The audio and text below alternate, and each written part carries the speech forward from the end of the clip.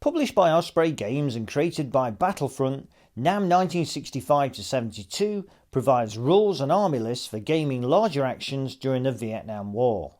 Taking Battlefront's 2013 Tour of Duty as its basis, this rulebook has been expanded, updated and made anew. This is a complete package for those looking to game above skirmish level from the Delta to the DMZ.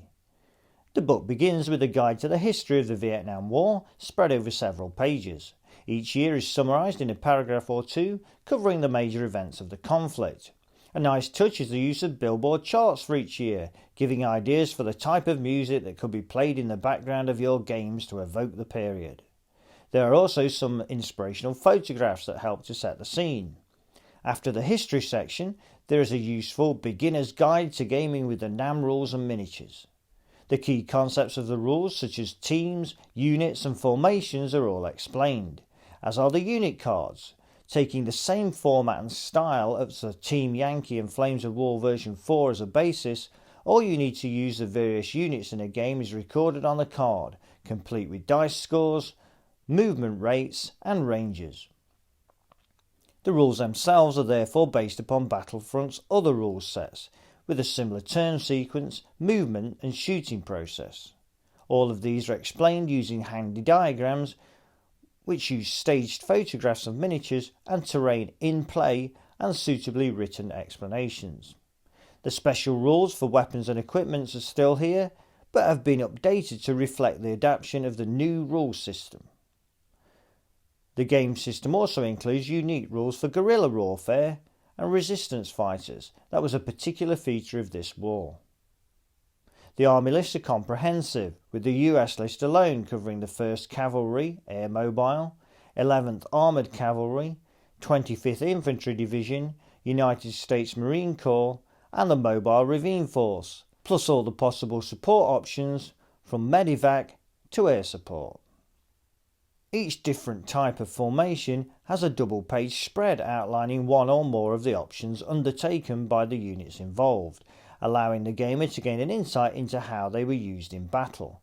These various options are grouped together for the first time in one place, and gamers may choose the type of force that best reflects their particular interests or allow them to mix and match. Having outlined the US forces options, the other free world forces, then the North Vietnamese Army and Viet Cong guerrillas are represented by their own lists.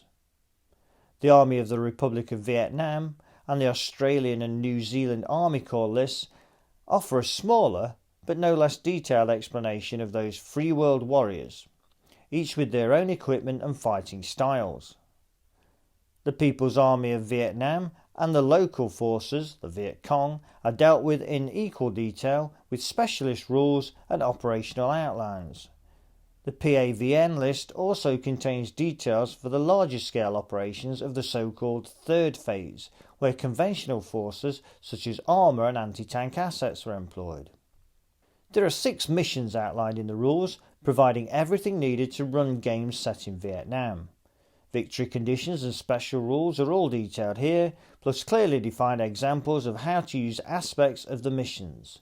Table layouts are shown and specialist rules for dealing with some of the unique aspects of the Vietnam War, such as the importance of dealing with the wounded and fighting at night, are provided to add to the gaming experience. There are also painting guides for all the units involved, with visuals showing the miniature range. This rulebook collects together all the material available from past publications, then updates the rules to embrace Battlefront's more streamlined approach to their recent releases. Consequently, many of the rules are potentially transportable into Team Yankee if desired, and vice versa. However, as a standalone game to represent the struggle for Vietnam, pretty much every option has been covered for those looking to recreate this fascinating conflict at a medium to large scale.